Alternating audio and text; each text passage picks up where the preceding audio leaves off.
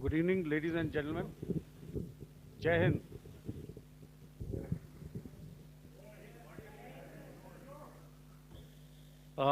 Welcome to this special press conference on Operation Sindoor.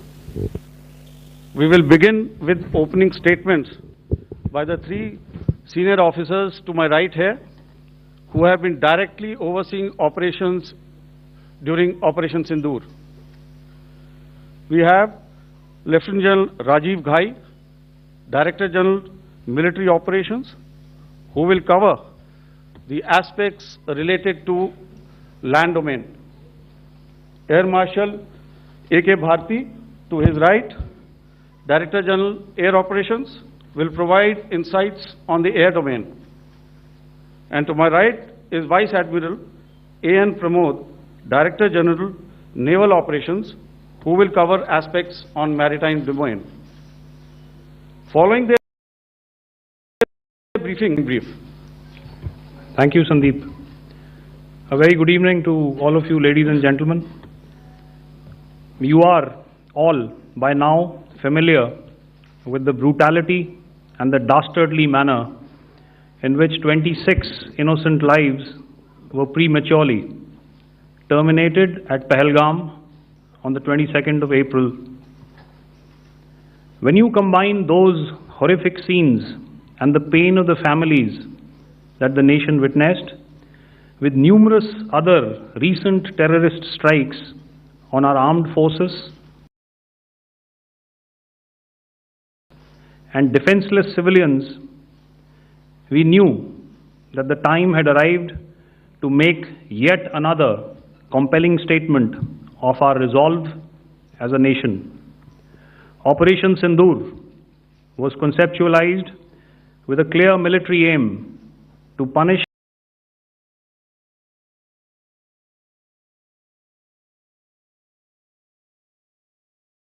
perpetrators and planners of terror and to destroy their terror infrastructure. What I do not state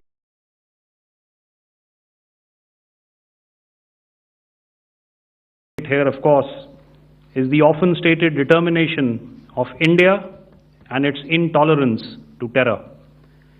It set into motion a very diligent and microscopic scarring of the terror landscape across the borders and the identification of terror camps and training sites. The locations that emerged were numerous, but as we deliberated more, we realized that some of these terror hubs were now bereft of any presence and had preemptively been vacated, fearing retribution from us. There was also a term of reference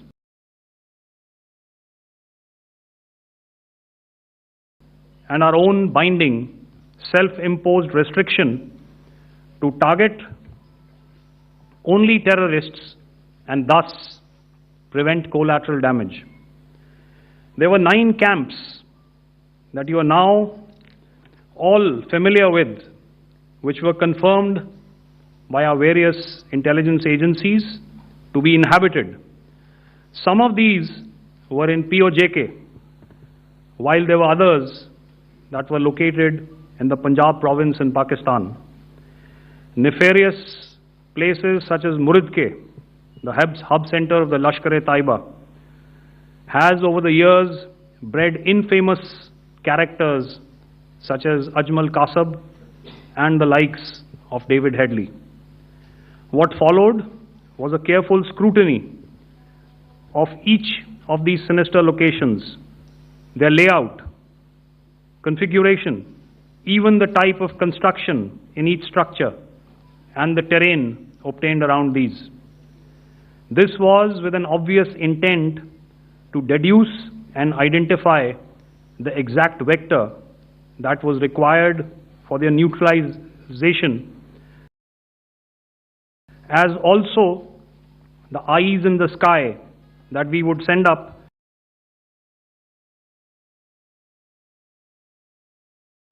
to ensure that we brought back evidence that we had indeed targeted what we set out to. The precise images of these engagements on that fateful and historical night have already been showcased during the first press statement on the 7th of May that was helmed by our Foreign Secretary. I have no doubt in my mind that we achieved total surprise, and those strikes across those 9 terror hubs left more than 100 terrorists killed, including high-value targets such as Yusuf Azhar, Abdul Malik Rauf, and Mudassir Ahmed, that were involved in the hijack of IC-814 and the Pulwama blast. The line of control was also violated soon after by Pakistan, and the erratic and rattled response of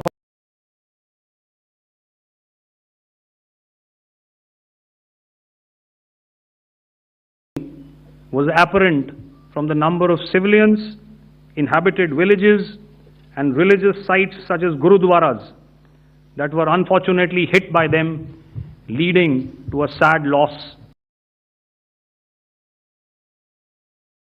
The Indian Air Force played a major part in these strikes by engaging some of these camps, and the Indian Navy provided wherewithal in terms of precision munitions.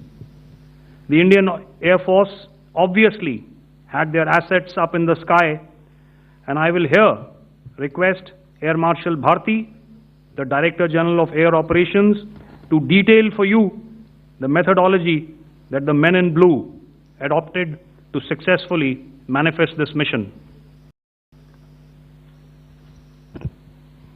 Thank you, Rajiv. A very good evening, ladies and gentlemen.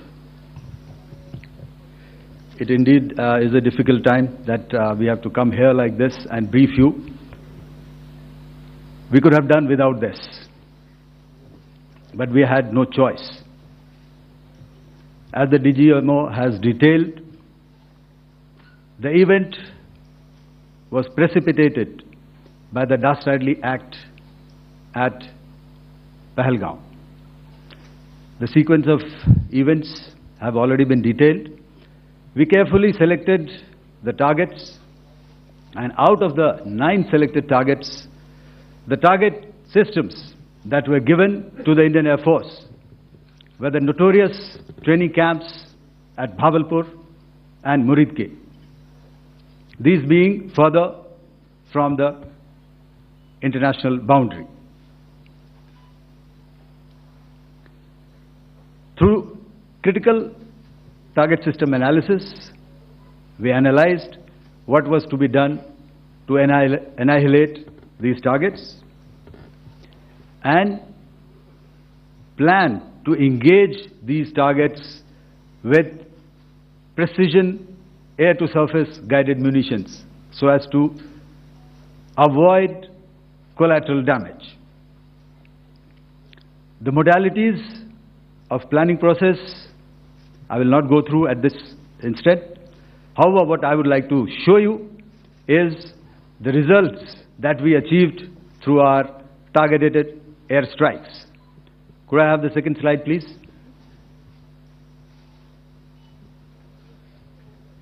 Yeah, change, please.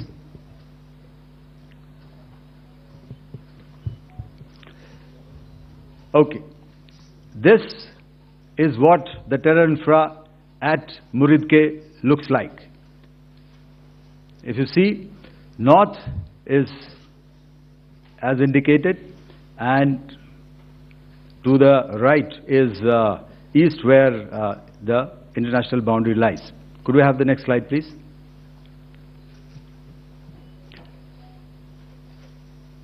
Orientating. Oh, just go back to one slide. Okay.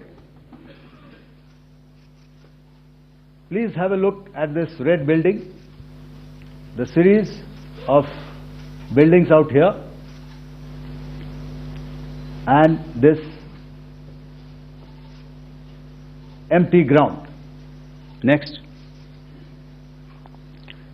If you relate, the empty ground is here, and you see this is the first weapon that is impacting. This is the impact point number 1 on Muridke training camp with our precision guided weapons on early morning 7th. Next please. Keep your eyes glued for the second weapon coming in and the second impact on the selected target point. Next slide please.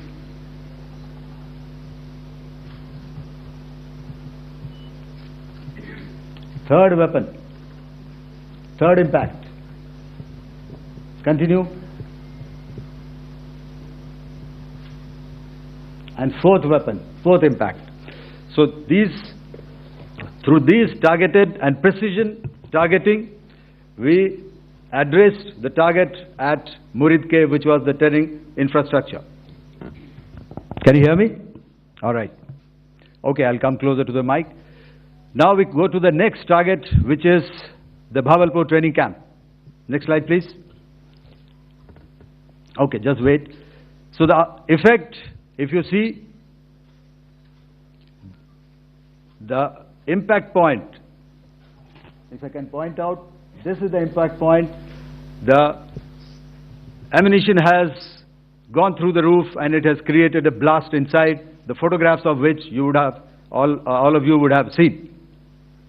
And the red building, after that there was this double-story building. It has been completely decimated by precision targeting. Next please. The target system which was in the north, a series of buildings. I will show you how it looked. Next. Completely destroyed by our precision targeting. Next. Now coming to Bhavalpur, this is the target complex that we are dealing with, a fairly large target complex. So we had to carefully choose the points that we needed to address, which were high value and which would meet our stated objectives of eliminating the terrorists. I would like to draw your attention to this red canopy, and in relation to that I would cover the targets.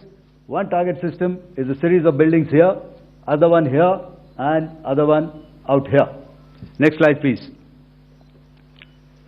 This is how it looked before, and this is how the building looked after the impact of the weapon, and orientation in relation to this red canopy you can see here. Next please. Before, next, and after. The roofs have completely collapsed. Next.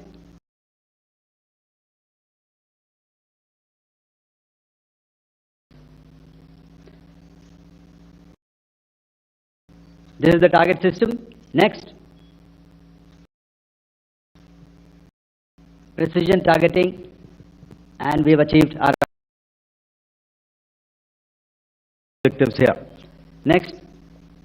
All right. So that was what we did on the 7th. Our objective was to address these two enemy,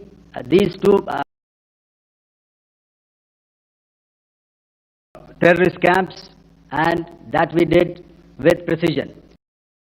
And thereafter, we maintained a robust air defense posture.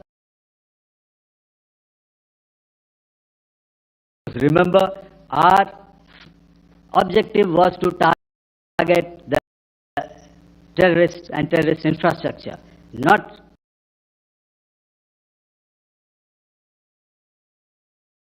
any other infrastructure, not the Pakistani military, not the Pakistani any other infrastructure. So that is what we have maintained on the 7th of May. However, what we saw in the evening of 7th of May, we were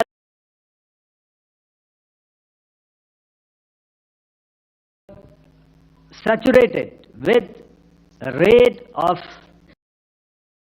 Pakistani unmanned aerial vehicles and small drones. And these came in waves in our civilian areas, over our military installations, and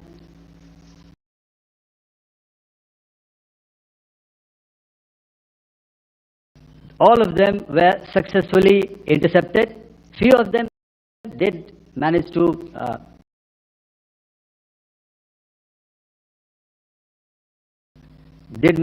land. However, there was not much damage that they did. And we have our robust counter-UAS hard kill and soft kill systems which did the job. However, the difference here was that we had targeted the terrorists.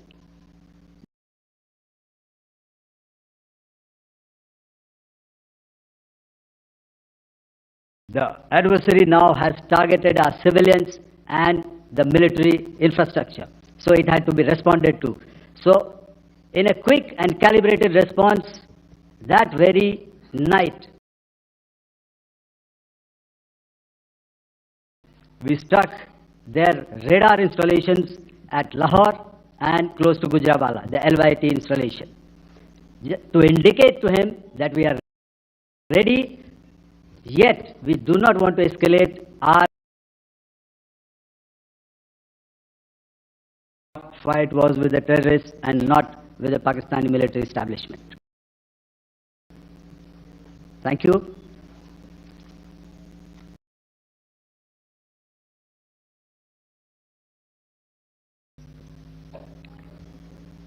Thank you, Air Marshal Bharti.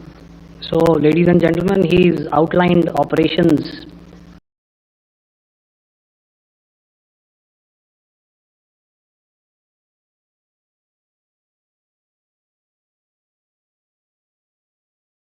not only on the night of 6th and 7th of May, when operations in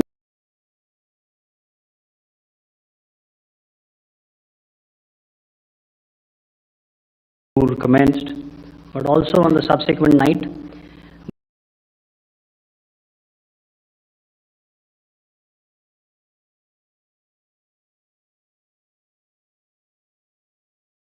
Well aware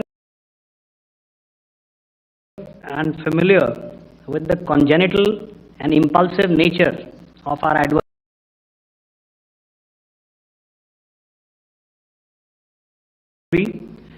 And even though we did attempt to reach out and communicate our compulsions to strike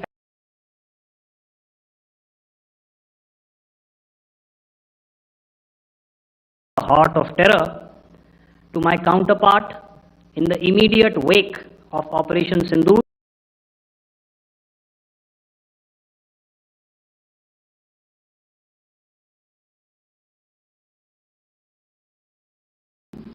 the request was brusquely turned down,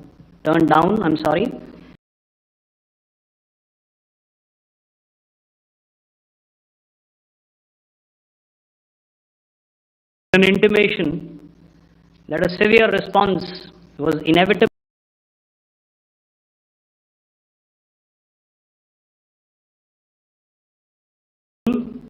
and in the offing. We were, of course, prepared. Operations on the 7th and the 8th, Air Marshal Bharti spoken about. On the night of 8th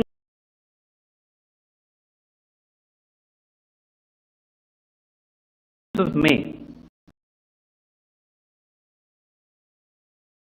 they flew drones and aircrafts into our airspace all across the borders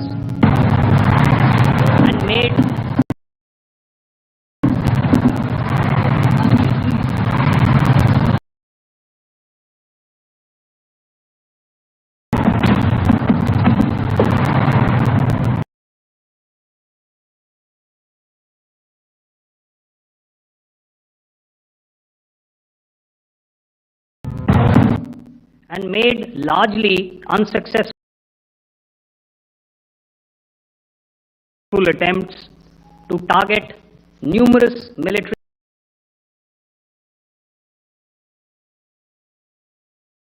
infrastructure. Violations on the line of control by Pakistan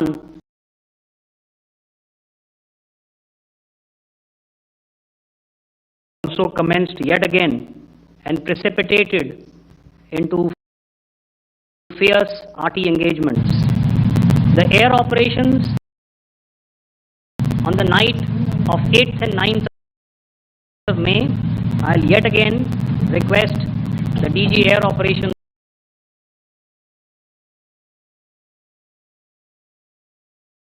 cover.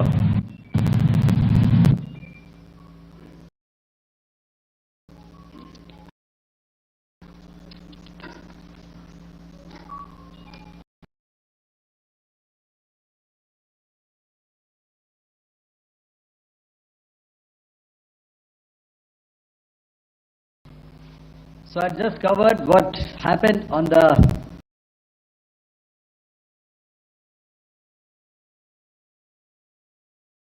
night of 7th and 8th.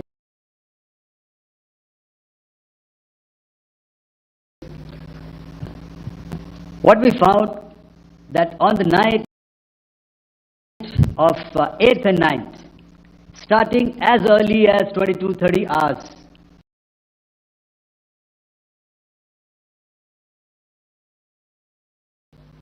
our cities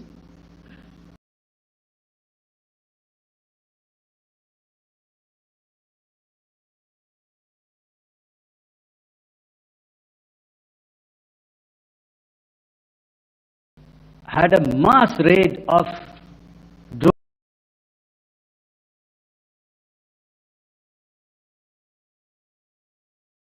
unmanned aerial vehicles, UCAVs,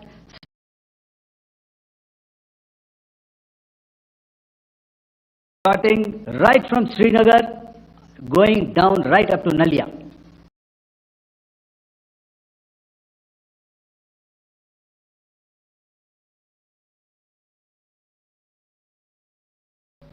It was a mass raid in waves.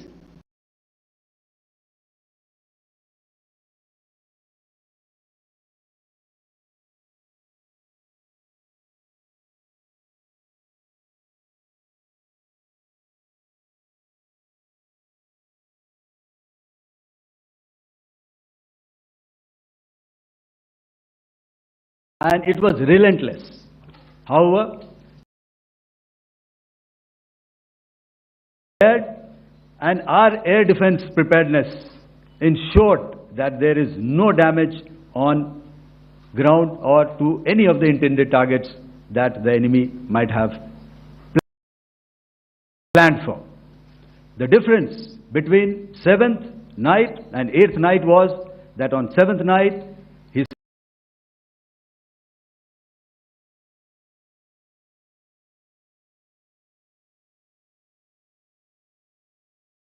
sent in his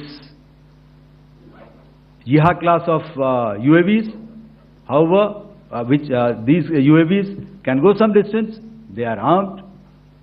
However, on the 8th, less numbers of armed UCAVs were there or UAVs were there, and more numbers of quadcopters, maybe for surveillance or just for harassment of civilians. This continued till midnight. Our air defense preparedness ensured that there was no damage on the ground, either to the military installations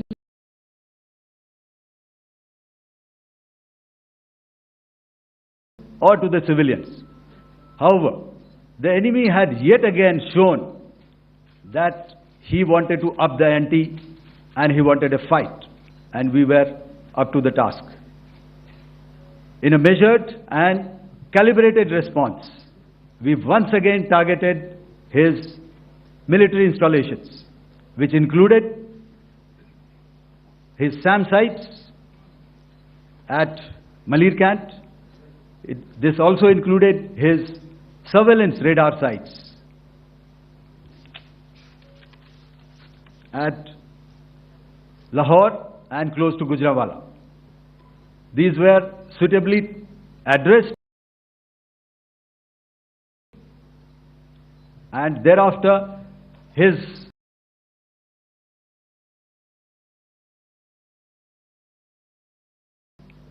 drone attacks continued even till morning, which we countered, and during the daytime there was some respite.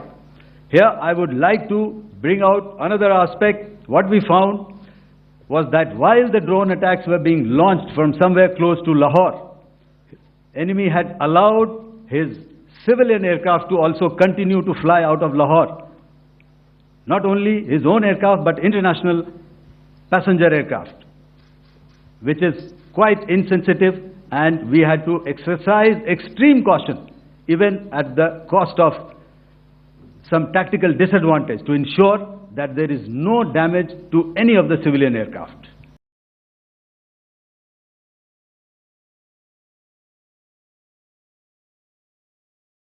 And this was also brought out in our press briefing during the day.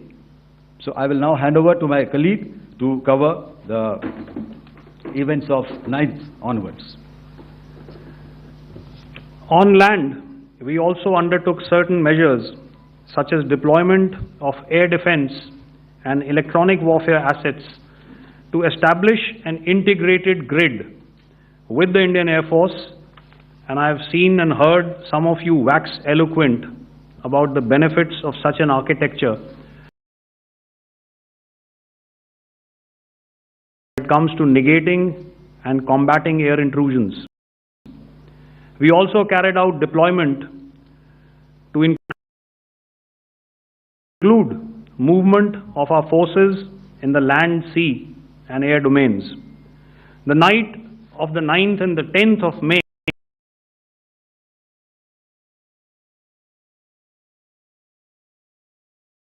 saw similar intrusions by drones and aircrafts, and this time there was a concerted effort to target airfields and some very important logistic installations, albeit yet again unsuccessful and denied gallantly and efficiently, I must say, by the integrated Indian Air Force and Indian Army Air Defense.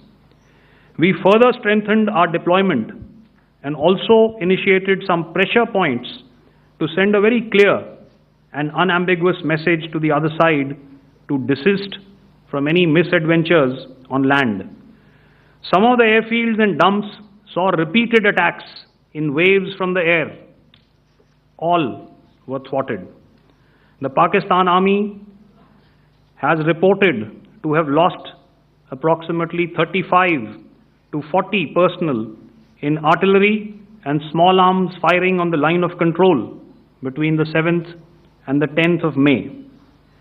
What the other side had probably also not reckoned with was the speedy and precise turnaround and hit back by the Indian Air Force. And I will yet again ask Air Marshal Bharti to speak about these significant and game-changing strikes. I will thereafter request Vice Admiral Pramod, my colleague and Director General of Naval Operations, to tell us about some very telling naval maneuvers in the Arabian Sea that exerted pressure on the night of 9th and 10th of May. Over to you, sir. Thank you. Commencing about 2000 hours, that is 8 p.m. local time, on 8th of May, several Pakistani unmanned aerial systems, drones, combat vehicles attacked multiple IF bases. These included Jammu, Udhampur, Pathankot, Amritsar, Bhatinda, Nal, Dalhousie, Thois, Jaisalmer, Uttarlai, Falodi, Nalia. These were almost simultaneous and they came in waves. All our AD guns and other systems were waiting for them. All these waves were neutralized by our trained crew using the air defense systems that they have, and also some of them were utilized using our legacy systems like Pechoras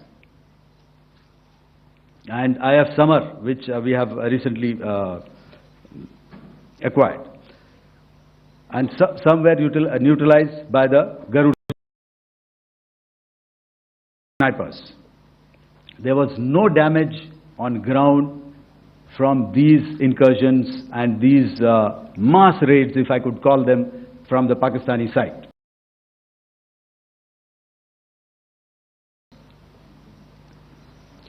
However, following these relentless attacks on our air bases, on our forward positions, and on our civilian targets, this was time to convey some message to our adversaries.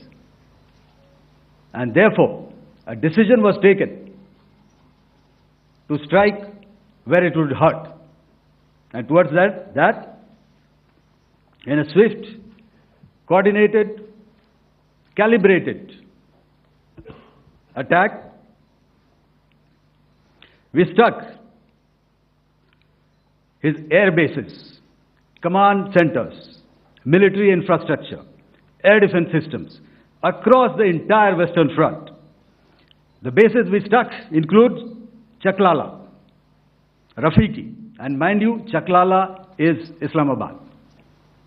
Rahim Yar Khan, Sakar, sending a clear message that aggression will not be tolerated. This was followed by strikes at Sargoda, Bholari, Jacobabad. We also struck the C2 centers at Murid, the UAE complex at Murid, Rafiki, radar at Chunia, which I will show you, Rahim Yar Khan airfield, and the unmanned combat aerial vehicle hangar at Sakar. I would like to reiterate here that we have the capability to target every system at these bases and more. However, it was only a measured response to instill good wisdom to our adversary to refrain from further escalation. IF's response was directed only at military installations, avoiding civilian and collateral damage. I would now like to show you some of the effects that have been achieved as a result of our air operation.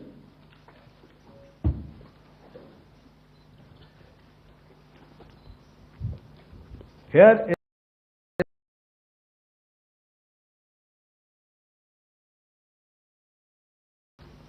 the Pasrur air defense system, if you could see. Zoomed up view, this is the radar mounted on a high tower. And after the strike,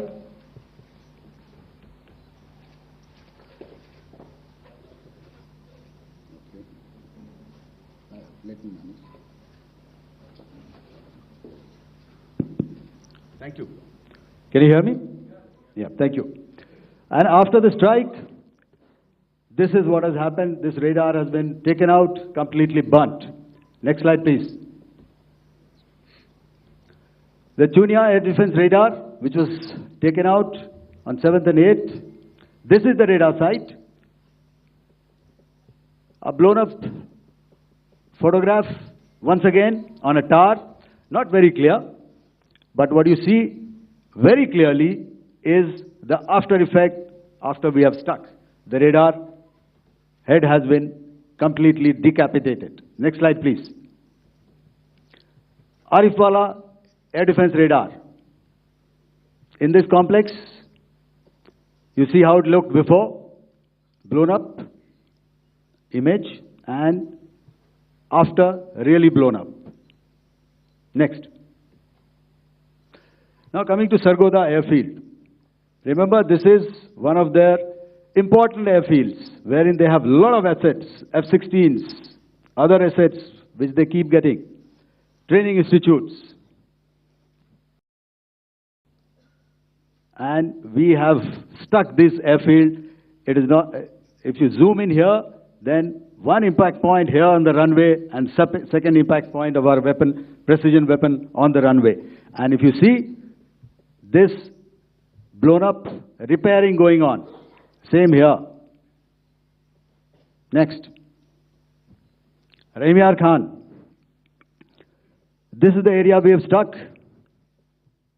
A deep strike out here and one complex here. So this is how it looked before, and the same, you see a big crater, another crater here, and this complex, after strike, neutralized. Next. Chaklala Airfield, Noor Khan, once again a major air base, a lot of their logistic assets out here. This was the chosen complex that we intended to strike and convey a message. Next slide, please. This is how it looked before, and this is how it looked after our strike. Next.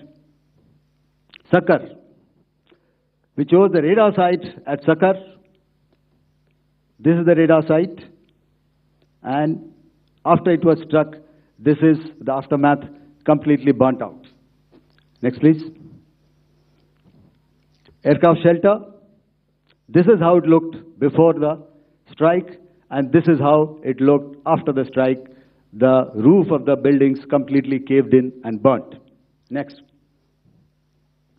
Ballari Airfield, aircraft hangar.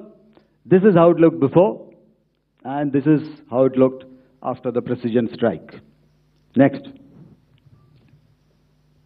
Jacobabad, aircraft hangar, and this is how it looked after. Next. So what I'm trying to convey here, ladies and gentlemen, is to start with, our fight was neither with the Pakistani military nor with anybody else who's there on the other side. Our fight was with the terrorists. We neutralized the terrorists that we selected to be neutralized, and thereafter we only maintained the air defense posture. However, we were relentlessly pounded by waves after waves, night after night, by his UCAVs, by his drones, and by his other unmanned aerial systems. And that left us with no choice but to retaliate, and yet our retaliation was calibrated, it was graduated, and it was proportionate. Thank you.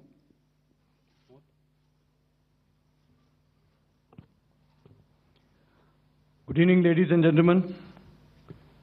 In the aftermath of the cowardly attacks on innocent tourists at Pahalgam in Jammu and Kashmir by Pakistani-sponsored terrorists on 22nd April, the Indian Navy's Carrier Battle Group, surface forces, submarines, and aviation assets were immediately deployed at sea with full combat readiness in concert with the joint operation plan of the Indian Defence Forces. You may be aware that we tested and refined tactics and procedures at sea during multiple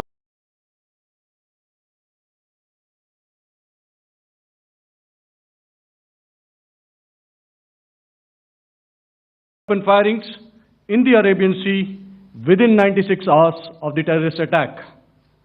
The aim was to revalidate our crew, armament, equipment, and platform readiness to deliver various ordnance on selected targets precisely. Thereafter, our forces remained forward deployed in the Northern Arabian Sea in a dissuasive and deterrent posture with full readiness and capacity to strike select targets at sea and on land, including Karachi at time of our choosing. The forward deployment of the Indian Navy compelled Pakistani naval and air units to be in a defensive posture mostly inside harbors or very close to the coast, which we monitored continuously.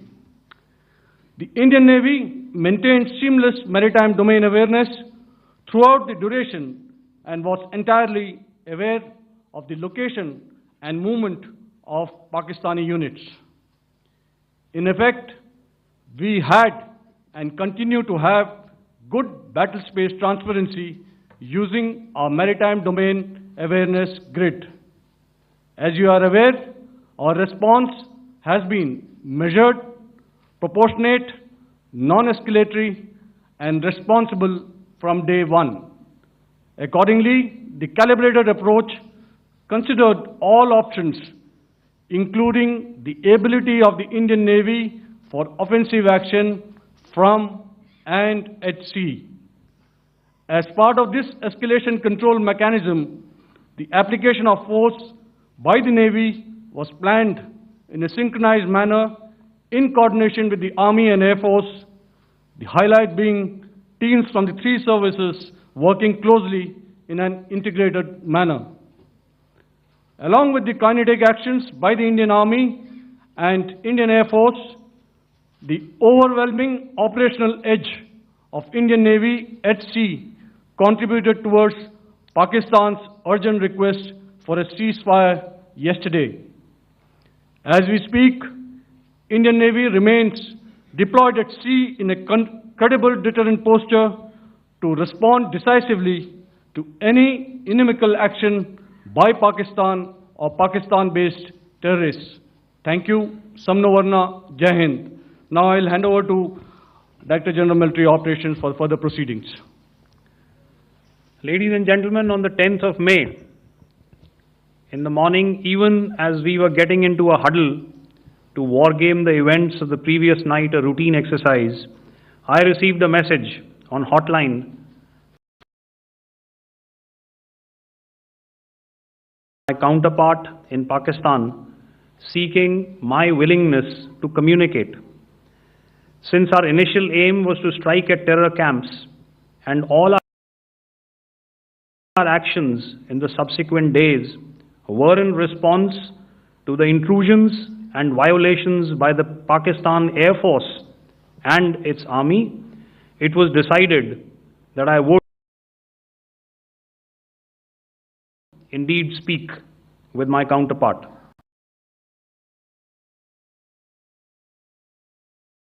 You are already aware, I've seen it being covered on national television, that my community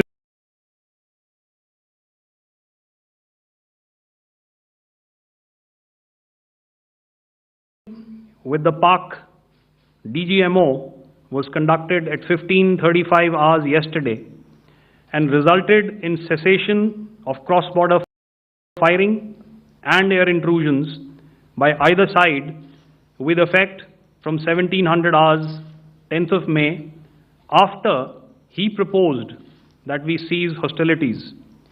We also decided to further speak on the 12th of May, that's tomorrow, at 1200 hours, to discuss the modalities that would enable the longevity of this understanding. However, disappointingly, and must I add, expectedly, it took only a couple of hours for the Pakistan Army to violate these arrangements by cross-border and across the line of control firing, followed by drone intrusions across the expanse of the Western Front. Through last night and in the early hours of the morning today, these violations were responded to robustly and dealt with as they must be. We have earlier today sent another hotline message to my counterpart highlighting these violations of the understanding between the DGMOs on the 10th of May and our firm and clear intent to respond to these fiercely and punitively, if repeated tonight, subsequently, or later. In this regard, I must inform all of you that the Chief of Army Staff has earlier today conducted a security review and has granted full authority to our army commanders for counter-actions in the kinetic domain in case of any violation by Pakistan. In the end, I pay my solemn homage to my 5 fallen colleagues and brothers from the armed forces and civilians who have tragically lost their lives in Operation Sindoor. Our hearts go out to the bereaved families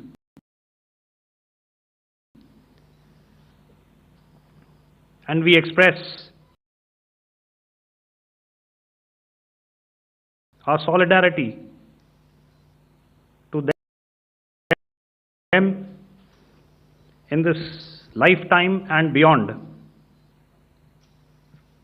at this grave juncture in their lives.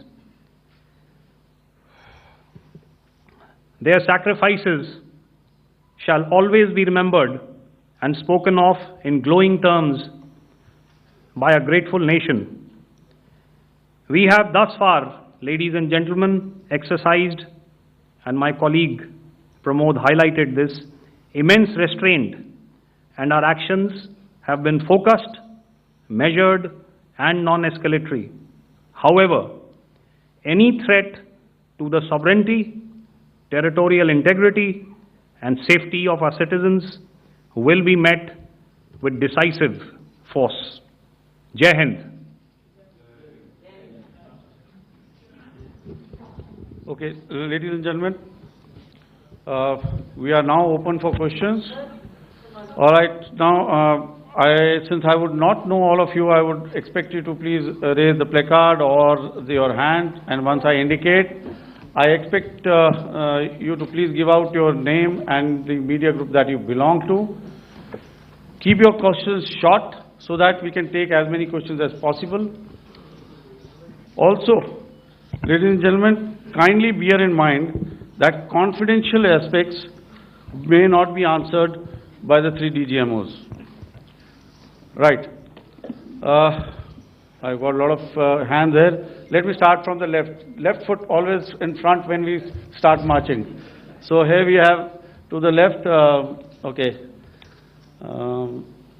Yeah, 238. Hello. So this is Manas Pratimugyan from PTI, Press Trust of India. So the understanding that was reached yesterday on stopping the military operations and actions, was it for just 3 days?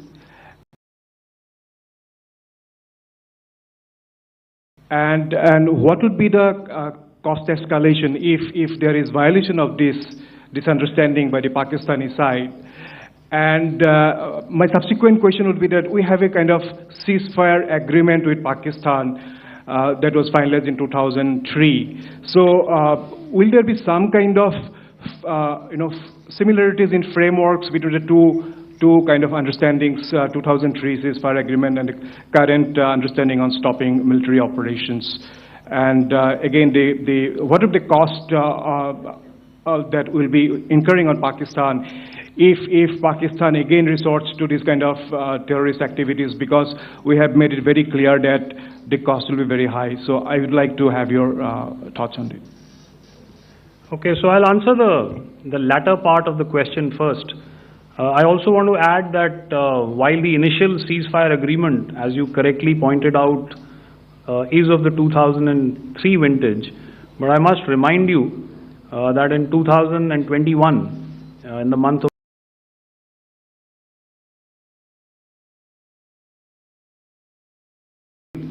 and this was then when the crisis in eastern Ladakh was also on, the 2 DGMOs had spoken and arrived at a ceasefire understanding that lasted this unfortunate attack at Pahalgam. Once our Foreign Secretary had announced the decisions of the CCS in the immediate wake of that attack, he had announced certain measures, And then, of course, Pakistan had in turn made its own announcements.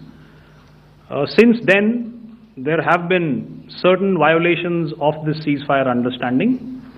And of course, after the 7th of May, like I pointed out during my statement, that there have been numerous violations on the line of control especially, and of course along the international boundary by the Pakistan Army and the Pakistan Air Force. This understanding that we spoke about yesterday, no, it was not for 3 days.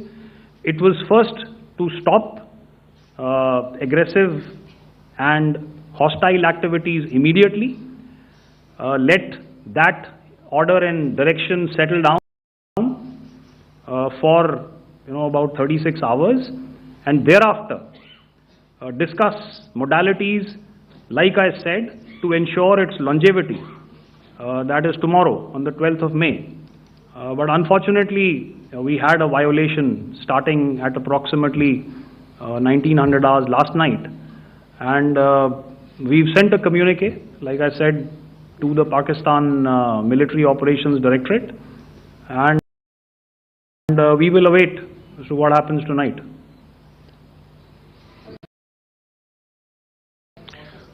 All right. The cost escalation, I'll leave it to your best imagination. I've already said that the response will be fierce and punitive. Now, the right foot forward. Yeah.